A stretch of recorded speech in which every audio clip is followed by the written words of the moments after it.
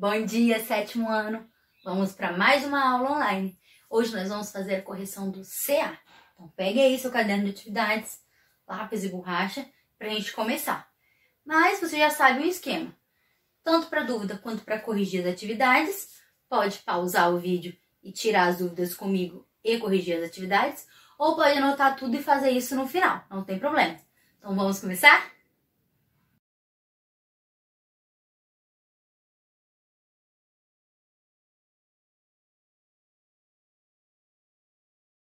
Então vamos aqui para o nosso CA, página 19. Acompanhe aí comigo. Sobre as cadeias alimentares, complete as afirmativas abaixo com os termos corretos. Os organismos autótrofos produzem um próprio alimento. Na cadeia alimentar, eles são chamados de produtores. A fotossíntese é o processo pelo qual as plantas produzem glicose por meio da luz solar, água e gás carbônico. Então, lembrando, a fotossíntese não acontece só com gás carbônico. Ela precisa de luz, ela precisa de água e gás carbônico. Os três juntos fazem esse processo. Os organismos heterótrofos não produzem seu próprio alimento. Por isso, precisam se alimentar de outros organismos vivos. Eles podem se alimentar de plantas, animais ou dos dois, sendo chamados de herbívoros, carnívoros e onívoros. Os decompositores, como fungos e bactérias, alimentam-se de restos de matéria orgânica em decomposição. Lembrando que os decompositores entram em qualquer lugar na cadeia alimentar. Então, eles podem se alimentar, fazer a decomposição de qualquer organismo. O fluxo de energia nas cadeias alimentares diminui progressivamente de um nível trófico para o outro. Então, a energia ela vai diminuindo de acordo com que o animal for gastando energia e passando para o outro. Página 20. Nós temos aqui o trecho de um texto. E aqui na nossa pergunta pede para a gente indicar produtores, consumidores primários e secundários da teia alimentar citada aqui no texto. Então, nós temos aqui os produtores. Podem ser as pastagens, arbustos e plantas. Consumidores primários. Lembrando que os consumidores primários devem se alimentar de produtores. Então, nós poderemos ter os alces, veados, pássaros e castores.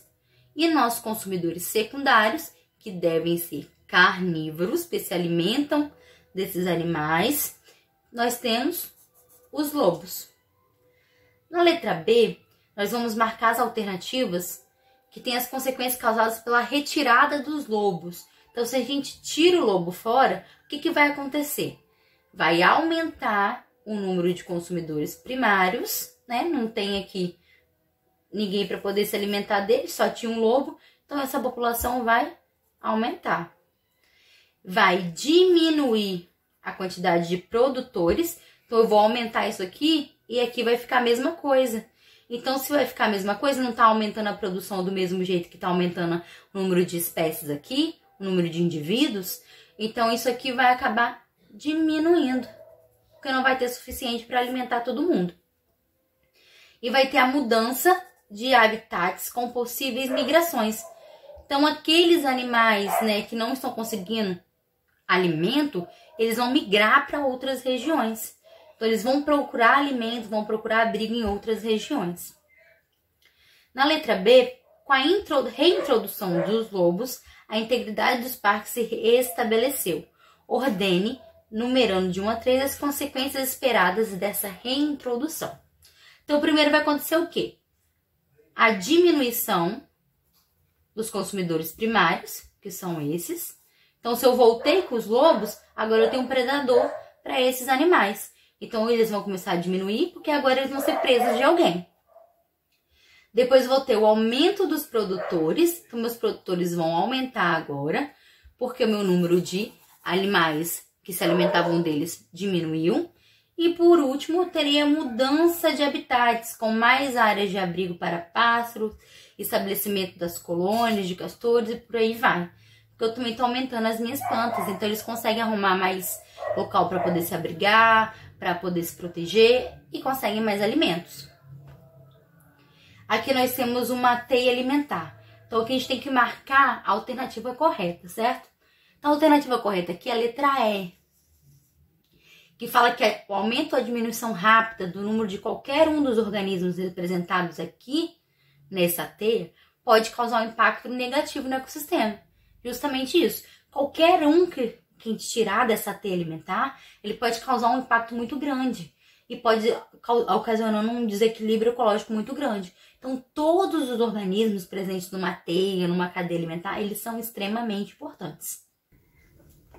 Na número 4, fala que ao se fazer referência ao sistema de um lago do ciclo, dois conceitos são de importância relevante: o ciclo dos nutrientes e o fluxo de energia. A energia necessária aos fenômenos vitais de todos os seres vivos desse lago é reintroduzida nesse ecossistema pelo fenômeno da fotossíntese dos produtores. Então, os produtores eles realizam a fotossíntese, disponibilizando o oxigênio para todos os seres vivos que estão presentes nesse lago de água doce. No 5 aqui, nós temos um pequeno texto, né? E na letra A pergunta os processos que se refere ao texto para poder compor e renovar as comunidades vegetais. Então, como que isso acontece dentro de um ecossistema? Através da dispersão por sementes, onde muitos mamíferos eles se alimentam de frutas, eles se deslocam, né, para poder eliminar suas fezes. E quando eles eliminam as suas fezes, tem semente junto com essas fezes. Então, dessa forma, acontece o processo de dispersão. Então, ele faz com que uma espécie de vegetal ela possa ter a oportunidade de se desenvolver em novos lugares, em novos locais. Então, essa dispersão ela é muito importante para poder fazer com que essa espécie ela consiga habitar vários outros lugares. Então, os mamíferos eles são muito necessários nessa espécie de dispersão, porque eles se alimentam dessas frutas e quando eles defecam, né, eliminam suas fezes, as sementes vão juntos e conseguem ir para outros locais. Além disso, também nós temos a herbivoria, que é através dos herbívoros, que esses herbívoros eles podem auxiliar na quebra da dormência de sementes. Então, a semente, ela passa um tempo de dormência. É um tempo que ela fica se preparando para poder germinar. Então, essa herbivoria auxilia nessa quebra da dormência, na diminuição de vegetais competidores que vão competir ali com aquela mesma semente. Então, isso faz com que essas plantas consigam se desenvolver com mais facilidade. Identifique a que nível trófico de cadeia alimentar pertencem as antas e as queixadas. Então, a gente vai ver aqui no texto que as antas e as queixadas, elas são animais herbívoros. Então, se elas são animais herbívoros, elas estão como consumidoras primárias. Nisso, falando de nível trófico, elas estão no segundo nível trófico. Porque o primeiro nível trófico são os produtores. Então, elas são herbívoras, estão na cadeia alimentar como consumidoras primárias, né, consumidores primários, e no nível trófico como segundo nível trófico. Explico que a ausência de antas e queixadas pode causar nas populações de seus consumidores ao longo do tempo. Então, se a gente tira as antas e as queixadas, né, desse ecossistema, animais maiores, que aqueles animais que são seus predadores, sofrerão uma redução. A maioria vai acabar morrendo por falta de alimento. Então, essa falta de alimento, essa falta de presas, que seriam essas antas esqueixadas, ela vai causar esse desequilíbrio. Então, pode levar até mesmo o processo de extinção de uma espécie. Porque se essa espécie ela não consegue se adaptar, não consegue fazer essa evolução para poder conseguir um outro tipo de alimento, como ela não vai ter alimento nenhum, ela não consegue se reproduzir. Então, ela vai acabar morrendo. E isso faz a extinção de uma espécie, é um tipo de extinção natural. Na página 22, nós vamos começar a composição do ar e os ciclos naturais. Nós temos um gráfico de acordo com o que deveria ser, né, desses gases da nossa atmosfera. Então, nós temos em verdinho o oxigênio com 21%, em vermelho o gás carbônico, vapor de água e outros gases, que ocupam cerca de 1%, e de azul o nitrogênio com cerca de 78%. No 7, a gente vai colocar a letra N para o ciclo do nitrogênio, C para o ciclo do carbono e O para o ciclo do oxigênio. Gás liberado no ar após a fotossíntese. Então, a fotossíntese libera oxigênio. Esse elemento está presente em praticamente todas as substâncias que formam seres vivos. Carbono está presente em todas as substâncias. Então, aqui nós estamos falando do ciclo do carbono. Bactérias associadas às raízes de plantas. Ciclo do nitrogênio, né? Gás utilizado na respiração da maioria dos seres vivos. Oxigênio. Descargas elétricas na atmosfera podem auxiliar na fixação desse gás. Nitrogênio. Na forma de gás carbônico, é eliminado na respiração, na decomposição de resíduos dos seres vivos e como produto de combustão. Então, nós temos ciclo do carbono.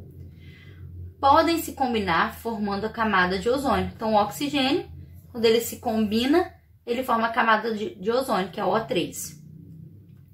No 8, a gente está vendo os ciclos biogeoquímicos e a gente vai marcar aqui como verdadeiro ou falso.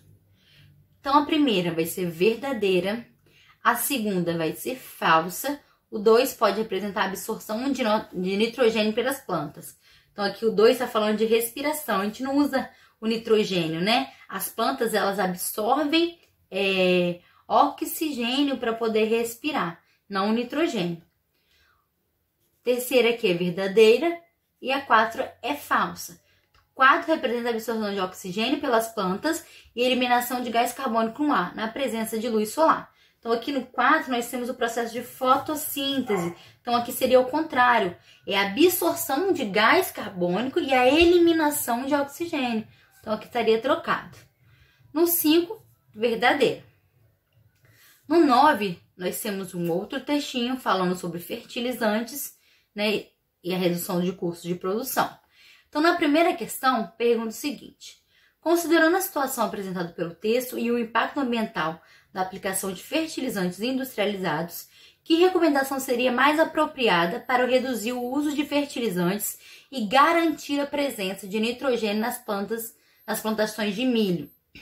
Então, o que seria o certo fazer, né?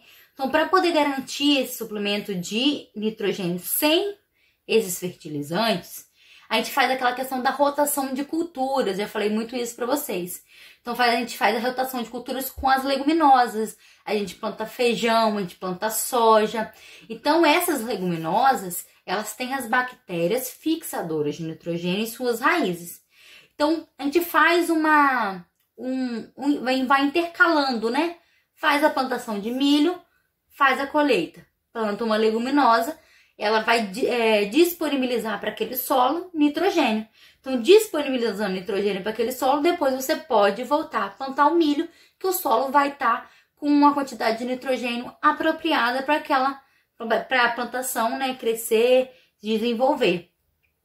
Então, como esse feijão e essa soja e outras leguminosas têm essas bactérias em suas raízes, ela vai fornecer para essa planta e para o solo esse nitrogênio que só ela consegue absorver da atmosfera. Então, fazendo essa rotação de cultura, intercalando as plantações entre a plantação de milho e uma de leguminosa, consegue manter o solo saudável e consegue ter uma plantação que se desenvolva bem, né, de milho, sem utilizar fertilizantes industrializados. Aqui a gente tem que apresentar, por meio de um esquema, como o nitrogênio entra nas teias alimentares até chegar aos animais. Então, vamos lá. Nós temos o nitrogênio, né, na atmosfera, certo? Como que esse nitrogênio vai chegar até o corpo dos animais, até os animais? Aqui nós temos uma leguminosa. Essa leguminosa, ela tem bactérias em suas raízes. Esse nitrogênio vai ser absorvido por essas leguminosas. Então, parte desse nitrogênio vai vir para a planta e parte vai ir para o solo. Aí eu tenho aqui um animal herbívoro que vai se alimentar, né, dessa planta, dessa leguminosa. Então, aqui eu tenho um animal herbívoro que se alimentou dessa leguminosa. Aqui eu tenho um animal carnívoro que vai se alimentar desse animal aqui, desse animal X. Então aqui, esse animal que se alimentou desse, ele vai pegar um pouco desse nitrogênio. Então quando eu me alimento dessa leguminosa, eu adquiro um pouco de nitrogênio. Quando esse outro animal se alimenta desse que se alimentou da leguminosa, ele também vai estar adquirindo um pouco de nitrogênio. E assim por diante. Até chegar o quê? Na decomposição, que pode ocorrer em qualquer momento, certo? Na decomposição. E essa decomposição vai ter bactérias que vão devolver esse nitrogênio para a atmosfera. Então, as bactérias, elas são responsáveis por fixar esse nitrogênio. Elas ficam nas raízes da leguminosa. Parte desse nitrogênio elas fornecem para a planta e parte para o solo, para deixar esse solo fértil. Vem um animal herbívoro, se alimenta dessa planta, então ele está adquirindo nitrogênio. Vem outro animal carnívoro, se alimenta desse animal herbívoro que se alimentou dessa planta, então ele também está adquirindo um pouco de nitrogênio. Quando qualquer organismo dessa cadeia morrer, vai sofrer decomposição por bactérias que vão estar presentes no solo e vão conseguir devolver esse nitrogênio para a atmosfera. Então, nós temos o ciclo do nitrogênio. No número 10, nós temos um esquema que fala do ciclo do carbono. Então, o que vai acontecer aqui? No número 1, nós temos o quê? Os vegetais absorvendo gás carbônico. Então, nós temos fotossíntese, certo? No número 2, os animais, eles estão se alimentando desses vegetais. Então, se eu estou me alimentando, estou tendo uma nutrição, né? Estou me nutrindo. No 3, eu tenho os animais, né? Jogando esse gás carbônico para a atmosfera. Então, eu tenho respiração. No 4, eu tenho os fungos e as bactérias que fazem a decomposição. Poderia ser dos vegetais ou dos animais. E no 5, eu tenho um combustível que vai liberar gás carbônico para a atmosfera. Então, eu tenho a combustão. Então, a nossa resposta certa, letra E. Aqui nós temos um texto que fala sobre o tabagismo no Brasil. Então, considerando tudo que a gente estudou, né, como esse tabagismo é considerado um problema ambiental, a gente vai explicar, né, como esse tabagismo ele prejudica tanto esse ambiente. Então, o que acontece? Quando a gente queima um cigarro, quando o cigarro é queimado, ele vai liberar substâncias tóxicas no ar. Essas substâncias podem ser absorvidas tanto para quem fuma e tanto para quem está perto, né? Que é o fumante passivo e o fumante ativo. Então, se uma pessoa não fuma, mas ela está em contato com a fumaça, ela pode pegar a mesma doença. Ela pode ser contaminada da mesma forma. Então, o cigarro ele é prejudicial de todas as formas. Para quem está fumando, né? Para quem está utilizando e para quem também não está. Para quem está só em contato com essa fumaça. Então, por que ele é considerado um problema ambiental? Porque ele está contaminando o ar. Então, assim que essa fumaça sai, ela libera essas substâncias tóxicas que ficam nesse ar. Então, ela é prejudicial. É uma coisa que afeta a nossa natureza, não afeta o ambiente. E, além disso, as pessoas que vivem naquele ambiente onde aquela substância tóxica está sendo liberada. Na 12, a gente tem que fazer uma relação entre doenças transmitidas pelo ar e uma maneira de evitar essa doença. Então, a resposta certa aqui seria letra C, que o sarampo e a gripe são duas doenças transmitidas pelo ar e a melhor maneira de evitar elas é deixar os ambientes bem ventilados para o ar poder correr, certo? Aqui na pergunta número 13, nós temos 3 afirmativas e nós temos que dizer quais são as corretas. Então, as corretas são a 2 e a 3, na letra A, onde fala que 70% da água doce do mundo está congelada, né? E que a poluição da água potável e o seu uso inadequado estão, na maioria das vezes, relacionadas com o descaso da população com esse recurso. Realmente, a gente acaba poluindo demais essa água que nós temos, acaba usando sem necessidade, de maneira inadequada, e isso prejudica, né, acaba fazendo com que a gente tenha muito descaso com esse recurso, achando que ele vai ser infinito. Na 14, nós temos aqui o ciclo da água. Então, a letra A eu até respondi, né? Qual é o ciclo representado? O ciclo da água. O número 1 representa a evaporação. O número 2, precipitação. E o número 3, a infiltração. Na 15, nós temos 2 lugares diferentes, né? Aqui em 2 capitais do Brasil.